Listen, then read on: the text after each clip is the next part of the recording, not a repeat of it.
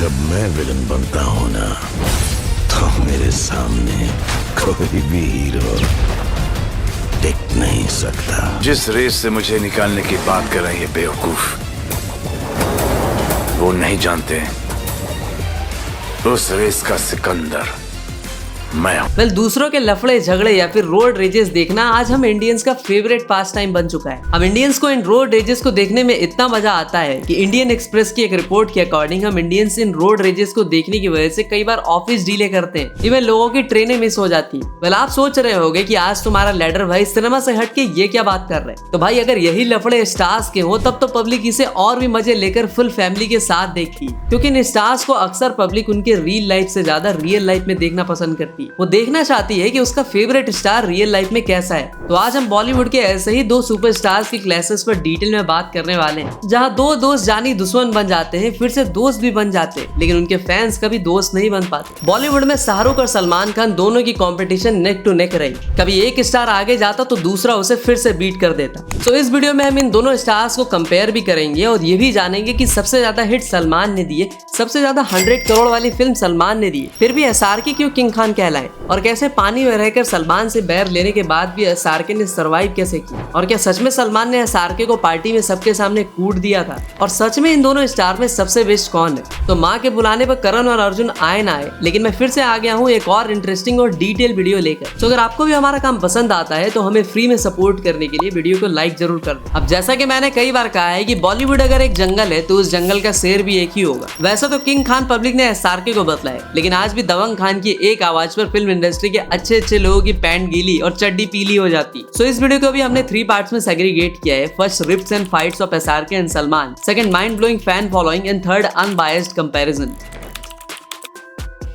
जहाँ 1991 में अपने माँ पापा दोनों खो चुके एसआरके मोदी जी की तरह खाली झोला लेकर बॉलीवुड आते हैं एक्टर बनने की ख्वाहिश लेकर, और 1992 में ही उन्हें दीवाना जैसी फिल्म भी मिल जाती है। लेकिन दीवाना से पहले टीवी सीरियल से उठ के आए इस एक्टर को लोग बहुत ही हल्के में लेते, कोई भी उन्हें फुल फ्लेज कमर्शियल रोल देने के लिए रेडी नहीं होता। राकेश रोशन उन्हें किंग अंकल में सपोर्टिंग रोल देते हैं, तो हेमा मालिनी उन्हें ये सोचकर सपोर्टिंग रोल देती है कि ये तो सीरियस एक्टर है। लेकिन सलमान खान, जिनका सपना कभी भी एज ए एक्टर खुद को एस्टेब्लिश करना होता ही नहीं, बल्कि वो तो अपने पापा सलीम खान की तरह राइटर या डायरेक्टर बनने आए होते। लेकिन 1989 में उन्हें गलती से एक ब्लॉकबस्टर फिल्म मिल जाती है, मैंने प्यार किया। उसके बाद वो सनम बेवफा, हम आपके हैं कौन, बीवी नंबर 1, करण अर्जुन, जिसमें एसआरके सलमान दोनों होते हैं। सलमान भी बॉलीवुड में नेपो किड होने के बाद भी 2000 तक अपनी पहचान बनाने में सक्सेसफुल हो जाते, लेकिन उनके पापा सलीम खान डायरेक्टली कभी भी सलमान को सपोर्ट नहीं करते। दीवार, त्रिशूल, शोले, यादों की बारात जैसी फिल्में लिख चुके सलीम खान ने कभी भी अपने बेटे के लिए कोई भी फिल्म नहीं लिखी। दूसरी तरफ एसआरके जी जान लगा देते हैं और 2005-6 तक कुछ ही सालों में ब्लॉकबस्टर और हिट्स की बाढ़ ला देते। डर, दिल वाले दुल्हनिया ले जाएंगे, दिल तो पागल है, कुछ कुछ होता है, मोहब्बतें, वीर जरा, मतलब इस तरह की फिल्मों को क्रिटिक से लेकर पब्लिक सब अप्रिशिएट करती है। और 2006 में जहां 2 तो 2007 में 3 हिट फिल्में देते हैं एसआरके। दूसरी तरफ सलमान 2005 से 2008 तक बैक टू बैक 8 फ्लॉप फिल्में देते हैं, और ये उनके करियर का सबसे बुरा फेज होता है। तब भी लेकिन एसआरके सलमान की दोस्ती मस्त चल रही होती है,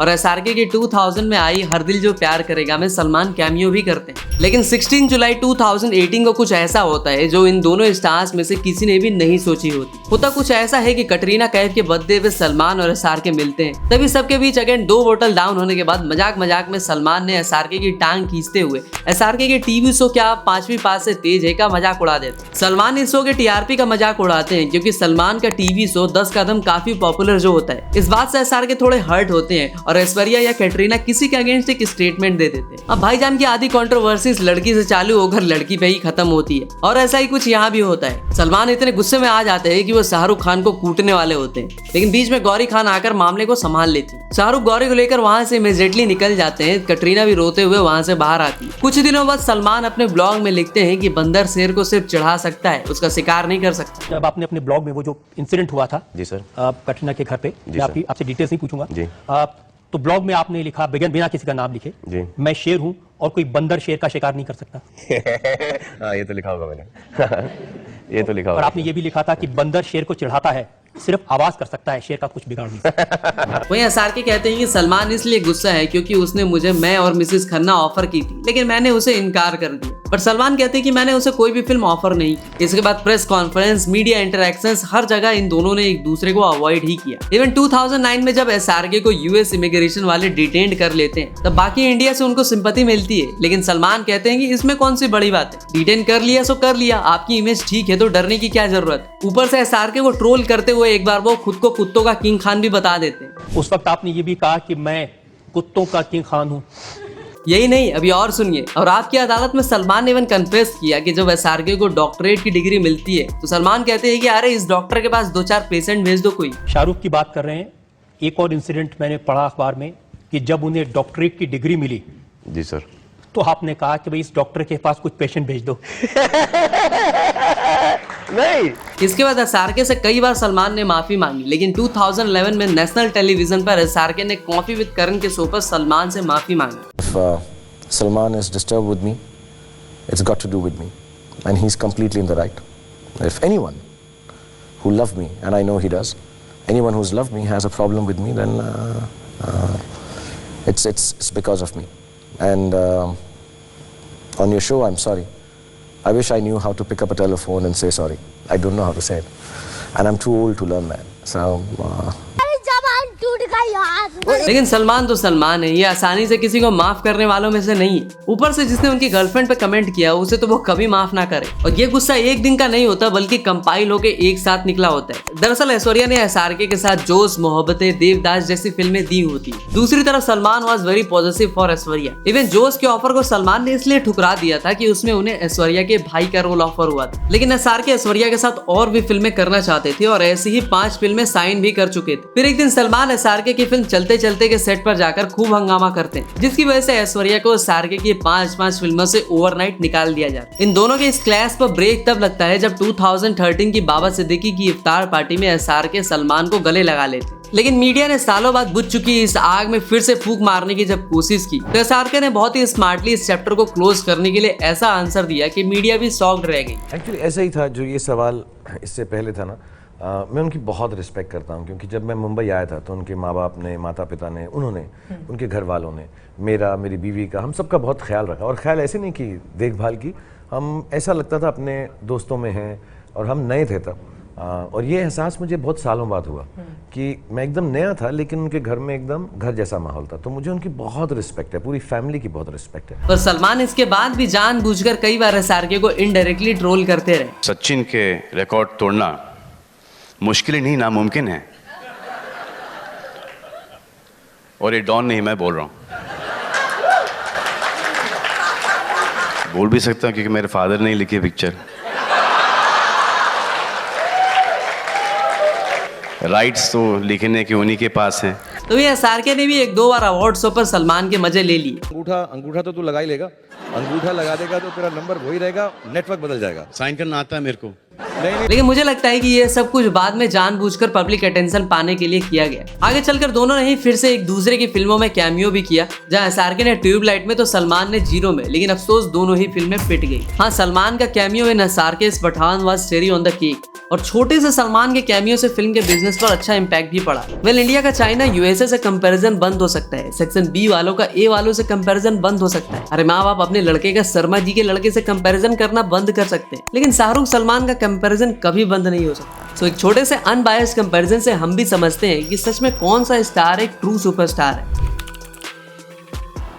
देखो 1992 में जब SRK ने दीवाना से डेब्यू किया, उससे पहले ही सलमान ने मैंने प्यार किया जैसी एक ऑल टाइम ब्लॉकबस्टर फिल्म दे दी थी। और 1992 तक सलमान लगभग 12 फिल्में कर चुके थे और वो बॉलीवुड में एक एस्टैब्लिश्ड एक्टर थे। लेकिन 90s के एंड होते होते SRK ने सलमान को भी काफी पीछे छोड़ दिया था। सो किसी भी एक्टर का ट्रू पोटेंशियल जानने के लिए उसकी एक्टिंग रेंज एंड स्किल्स देखी जाती है, लेकिन किसी भी स्टार के स्टारडम को चेक करने के लिए उसकी हिट्स एंड ब्लॉकबस्टर की लिस्ट देखी जाती है। तो हिट्स एंड ब्लॉकबस्टर्स, पहले अपने करियर की शुरुआत में सलमान ने फर्स्ट बॉल पे ही छक्का मारा। नहीं, मैं करण की बात नहीं कर रहा हूँ, मैं बात कर रहा हूँ ऑल टाइम ब्लॉकबस्टर फिल्म मैंने प्यार किया की। इसके बाद सलमान ने बैक टू बैक बागी, सनम बेवफा, साजन, हम आपके हैं कौन, करण अर्जुन, जिसमें दोनों ने ही काम किया, लेकिन ज्यादा फायदा SRK को हुआ। लेकिन 90s के बाद 2000 तक जैसे सलमान की रील एंड रियल दोनों ही जगह पर लबड़े लग गए, जहाँ पर्सनल लाइफ में हिट एंड रन, काला हिरन कांड और ऐश्वर्या कांड ने सलमान की रातों की नींद छीन ली। तो वही इस टाइम पर उनका करियर ग्राफ भी जैसे पाताल में घुस गया। धीरे धीरे लोग लोग सलमान को बुलाने लगे और करण अर्जुन को छोड़ दे तो सलमान भी कहीं ना कहीं टाइपकास्ट जैसी बीमारी के शिकार हुए और फिल्म मेकर्स ने भी उन्हें सिर्फ रोमांटिक लवर काइंड वाले एक्टर वाले रोल्स ही ऑफर किए। दूसरी तरफ एसआरके ने बाजीगर, डर, दिल वाले दुल्हनिया ले जाएंगे, दिल तो पागल है, मतलब इन जैसी 90s में काफी सारी फिल्में दी और 2000 में मोहब्बतें जैसी ऑल टाइम ब्लॉकबस्टर देकर उन्होंने अपने 90s की पारी को डाइवर्स रोल प्ले करके काफी मस्त तरीके से एंड किया। लेकिन 2000 के बाद सलमान ने ऐसी पलटी मारी कि एसआरके तो क्या बॉलीवुड का कोई भी स्टार उन्हें कम्पीट करना तो छोड़ो, उनके बॉलीवुड नंबर्स के आसपास भी नहीं दिखा। वांटेड, दबंग से उन्होंने ब्लॉकबस्टर और हिट्स का जो गेम स्टार्ट किया उसने प्री पेंडेमिक तक रुकने का नाम नहीं लिया। जहां सलमान ने इस टाइम पर बॉडीगार्ड, एक था टाइगर किक, बजरंगी भाईजान, सुल्तान, टाइगर जिंदा है, प्रेम रतन धन पायो, मतलब इस तरह के ब्लॉकबस्टर तो छोड़ो, रेस 3 जैसी बवासीर फिल्म भी ऑडियंस को चिपका दी और वो भी सुपर हिट साबित हो गई। एंड बॉक्स ऑफिस इंडिया के रिपोर्ट के अकॉर्डिंग एसआरके ने अब तक 62 फिल्में की, जिसमें से 2 ऑल टाइम ब्लॉकबस्टर रही, 7 ब्लॉकबस्टर रही, 4 सुपर हिट्स और 11 हिट्स। वहीं सलमान खान के केस में यह नंबर थोड़े ज्यादा दिखे। सलमान ने अब तक 77 फिल्में की, जिसमें सलमान ने 2 all time blockbuster, 9 blockbusters, 5 super hits और 8 हिट्स डिलीवर की। और 100 करोड़ क्लब वाली फिल्मों में भी सलमान एसआरके से काफी आगे रहे। जहां एसआरके ने अब तक सिर्फ 1200 करोड़ वाली फिल्में दी तो सलमान ने लगभग 1700 करोड़ वाली फिल्में दी। सो हिट्स एंड ब्लॉकबस्टर देने में आज तक क्लियर विनर रहे अपने सलमान खान। फुटफॉल्स, अगर फुटफॉल्स यानी नंबर ऑफ ऑडियंस जो थिएटर गई इन स्टार्स की फिल्मों को देखने के लिए, तो इसमें अगर सलमान खान की बात करें तो सलमान की हम आपके हैं कौन के 7.4 करोड़ टिकट्स बिके। तो एसआरके की सबसे ज्यादा फुटफॉल रखने वाली फिल्म डीडीएलजे बनी, जिसने 4.8 करोड़ टिकट्स बेचे। इसके बाद एसआरके के पठान ने जहां 3.6 करोड़ टिकट्स बेचे, तो वही सलमान की बजरंगी भाईजान ने 3.54 करोड़ और जवान ने जहां 3.5 करोड़ टिकट्स बेचे तो सुल्तान ने 3.2 करोड़। सो इन एग्रीगेट सलमान की सबसे ज्यादा हाईएस्ट नंबर ऑफ ऑडियंस को थिएटर तक खींच कर लाने वाली फिल्मों का टोटल फुटफॉल 14.41 करोड़ रहा। वही एसआरके के केस में यह नंबर 11.9 करोड़ रहा। और अपनी ऑल टाइम ब्लॉकबस्टर फिल्मों से सलमान खान ने ज्यादा ऑडियंस को हनी बीज की तरह थिएटर तक खींच लाए। एक्टिंग स्टाइल की अगर बात करें तो एसआरके ने शुरू से ही काफी एक्सपेरिमेंट किए। अपने करियर की शुरुआत में उन्होंने डर जैसी फिल्म में विलन का रोल प्ले किया, जो कि कोई भी 90s में करने को रेडी नहीं था, क्योंकि उस टाइम पर ऑडियंस काफी भोली भाली थी। अगर ऑडियंस किसी एक्टर से एज ए विलन नफरत कर लेती तो वो उसे एज ए हीरो कभी भी एक्सेप्ट नहीं कर पाती। इसके अलावा भी एसआरके ने डिफरेंट जॉनर की फिल्मों को चूज करने में कभी हेजिटेट नहीं किया, फिर चाहे वो अशोका हो, रावण जैसी वीएफएक्स लोडेड फिल्म हो, या स्वदेश जैसी दिल को छू जाने वाली फिल्म, या फिर चक दे इंडिया जैसी जुनून जगा देने वाली फिल्म। और तो और पहेली में भूत बनने से लेकर जीरो में ड्वार्फ यानी बौना और जवान में बाल यानी टकला होना, मतलब एसआरके ने सब कुछ किया। He always pushed himself on the edge of experiments। हाँ, ये बात अलग है कि पब्लिक ने इन एक्सपेरिमेंटल फिल्मों को एक्सेप्ट नहीं किया, फिर भी एसआरके ने हार नहीं मानी। इवन डायरेक्टर्स में भी उन्होंने भाई बंधु को लेने के बजाय हमेशा कुछ नया करने की सोची और इवन साउथ चले गए और एटली जैसे डायरेक्टर को उठा लाए।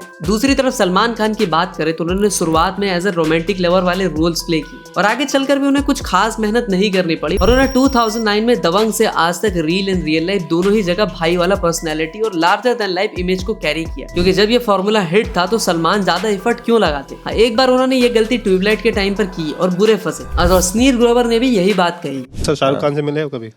शाहरुख खान से नहीं मिला है, सलमान खान से मिला हूँ। उसको हमने स्पॉन्सर रखा था तो उसके शूट के लिए मिला था।